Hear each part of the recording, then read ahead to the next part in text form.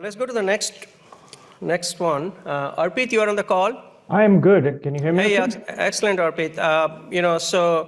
It won't be complete without having somebody, a leadership position in Linux Foundation, who is really driving a lot of innovation, prototyping. There was a talk in the morning on Ether, but Arpit is leading most of the program within Linux Foundation.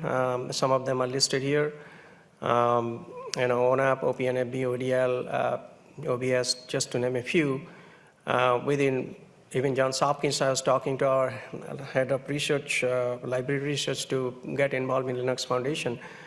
So I'll leave it up to Arpit to talk through his talk and how you can help Open RAN and 60 type innovation.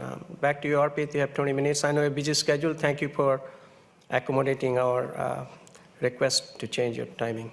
No worries at all. Thank you, Ashutosh. So I'm going to see if I can share from here. Yep, I can. All right. So again, appreciate the opportunity. And then what I'm going to do here is change the tone a little bit from sort of the test beds and the POCs and the 6G requirements and the standards and the features and all that to something that we need to understand and do as a community. And this is what I call move to a fully open source RAN. And there's a difference, and I'll talk about that. And we'll talk about what progress we have made and where we need to get to.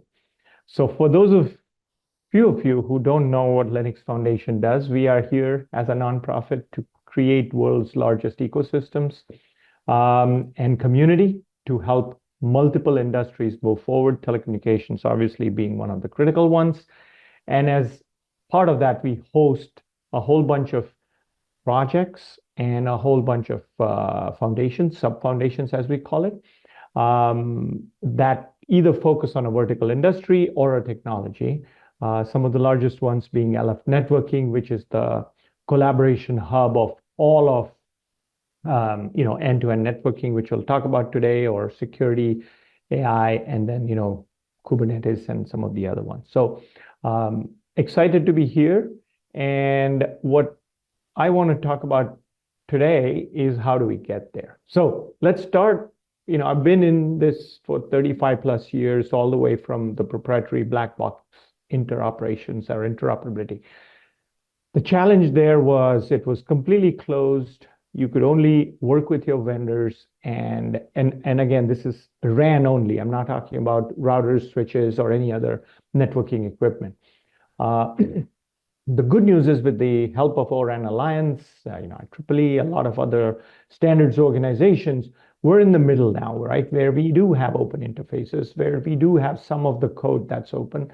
But the labs are fragmented, certification, etc. Commercial products are still not there. And we can still use some of the components for DUT, but again, at the end of the day, it's still API driven. It's good progress, but that's the current state. Where we need to get to is the right-hand side. And there are three important words here. One is open source. The second is end-to-end. And the third, most important, is commercial implementations. If we do not get commercial ecosystem behind this, I think we're wasting money and all your PhD and all your students and all your time here by doing these POCs, right? Because you can show a drone flying in a spectrum that you have and see great, blah, blah, blah, and then we're done. That's not the purpose. The purpose is to get to commercial implementation. So that's where Linux Foundation comes in. Everybody knows why this is important. Like open source has been proven to be more secure. I think the US government has clearly stated that. It is faster speed to deployment and speed to innovation, and obviously at a lower cost. Now, I see a lot of folks using open source, but not contributing back. So I'm challenging all of you who are on the call. If you're not participating in the communities that build these open source and you're just downloading and showing it as a POC, you're not doing both yourself and us a justice. So I'm coming across a little tight and sharp, but in a virtual call, it's just time to wake you all up. Okay. So with that said, let's look at where we are and how do we get there. So there is fragments and there's fragmented initiatives, right? So the SDOs, multiple of them, the communities, multiple of them. You heard from Alex earlier on Ether, and we are harmonizing that with the rest of the ORAN SC and a lot of other projects. So really good progress on that, but we'll talk about that. A lot of the open source projects are all coming together in some version of a blueprint. And I've shown in there that harmonization is in progress, right? And we'll show you some of the examples of how. On the bottom three, whether it's funded initiatives, right, through multiple acts of funds, US government or otherwise, whether it's testing, certifications, academia,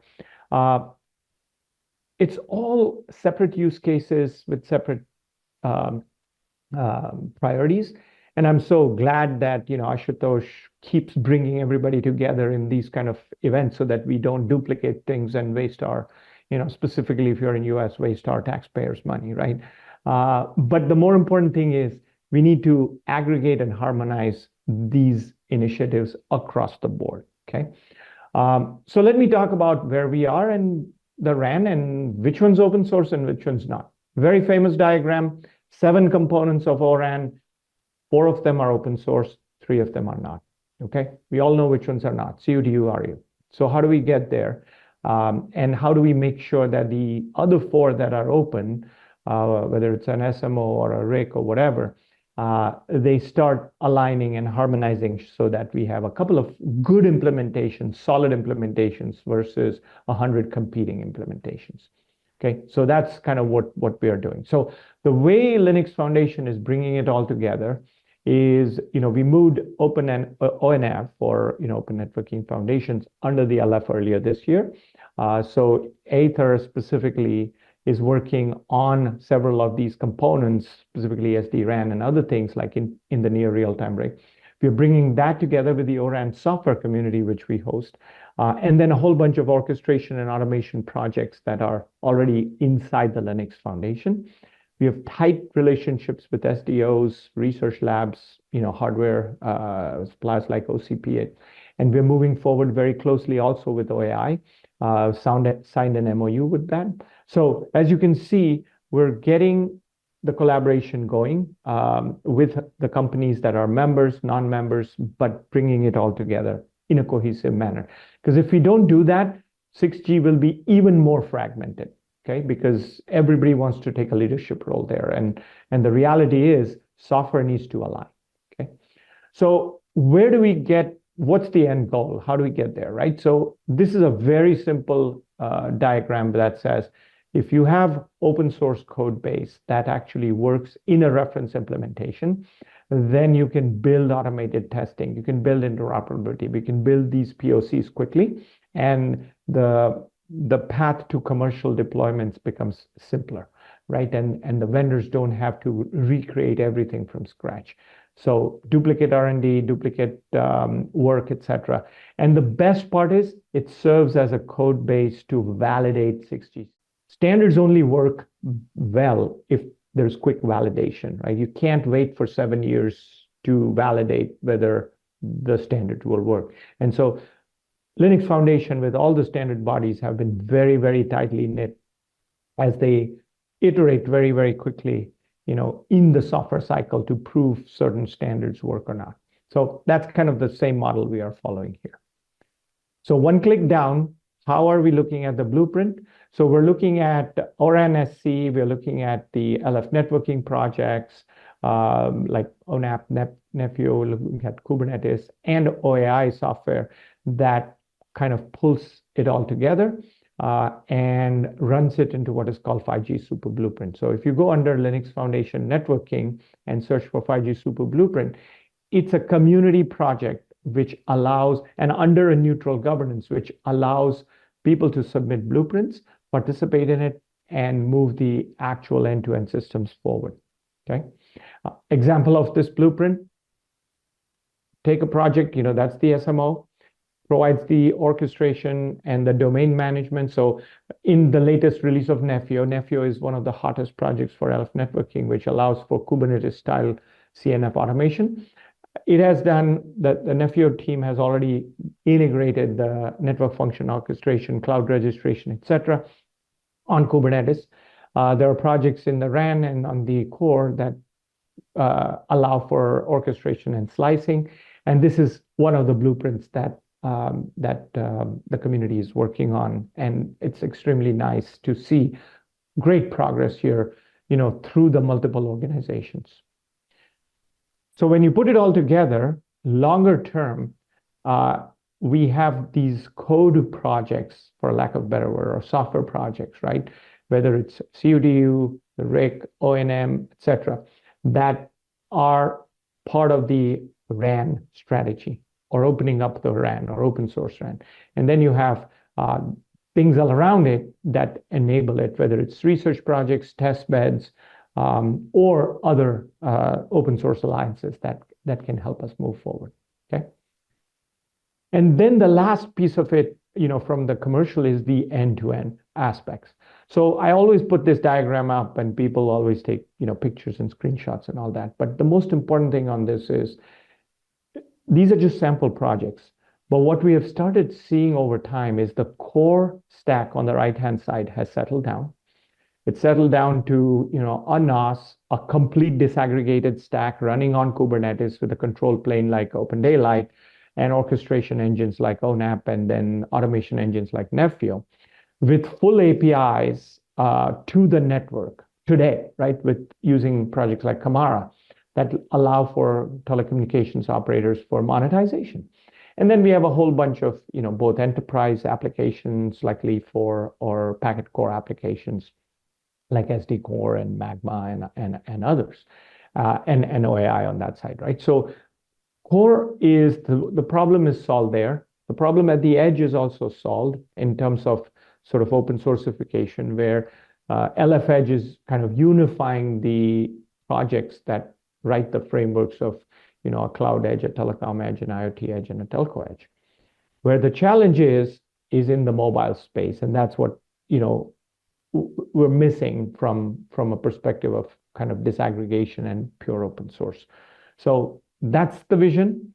Let's make it viable. Let's make the ecosystem go to a commercial deployment, because we need to modify licenses, or we need to modify things that inhibit or prohibit commercial deployments. Then we're not doing anybody any favor. So here's my final slide, which is similar to core and edge. As I said, the RAN is going through its disaggregation strategy. Open source implementations are starting to happen. We're 50% there. We need to get to the final pieces. As I said in the second bullet, which is half of it is there. We need to get to the rest of it. And then finally, LF networking as a collaboration hub is leading this path forward. So if you're not already a member, or if you're not participating in the LF networking, please, go to the slides and go join the community, participate in the TSCs, and make a difference in the open source world.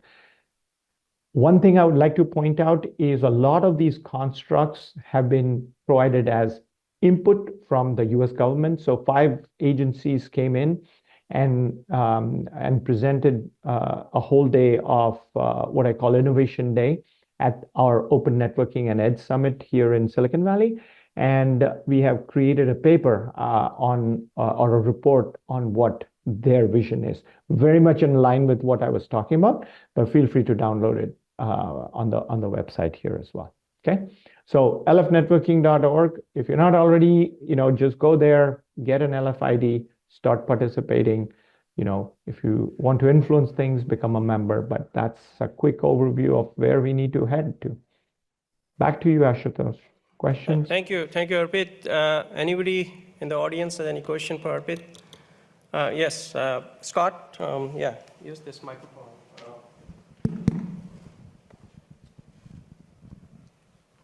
Hey, this is Scott Paretsky from Ericsson and the ORAN Alliance Working Group 11. Thank you. It's always good to get that kind of overview. There was one word that I didn't hear throughout that presentation. You can probably guess what word it is that I'm going to say. Security. Right. The people in the room who just said out loud security, you're right on. So I know in the MITRE CVE database, there are already 12 CVDs against OSC software, just the near real-time RIC. So security definitely needs to get more attention in the open source community, particularly when it's going to be deployed for critical infrastructure. While you didn't address that, could you just briefly comfort us here? Absolutely. So I started by saying open source by default is more secure, and with an assumption that there are tools and processes in place to make that happen. Two things.